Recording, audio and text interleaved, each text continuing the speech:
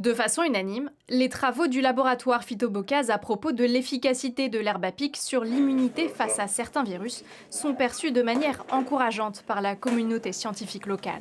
Je pense que toute découverte scientifique est légitime. Je pense que les travaux scientifiques doivent se poursuivre.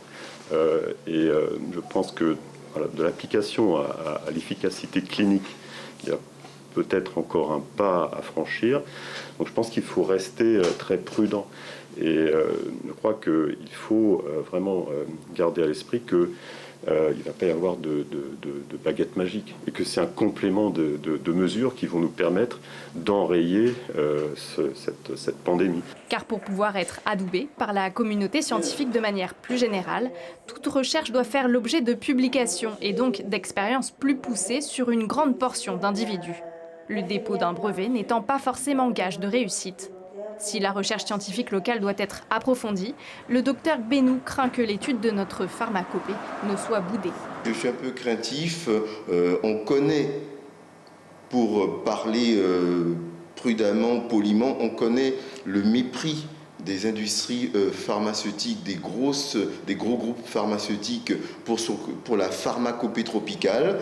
Et voilà, donc moi je suis un tout petit peu craintif que l'on ne lui mette des bâtons dans les roues.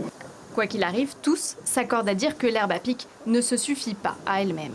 Ça va nous permettre d'avoir deux choses. D'un côté, on va avoir un médicament qui sera beaucoup plus facile à utiliser, d'accord, qui va éviter d'avoir l'infection, parce que le propre de cette découverte, c'est d'avoir un médicament qui empêche au virus de pénétrer dans les cellules et de s'y développer.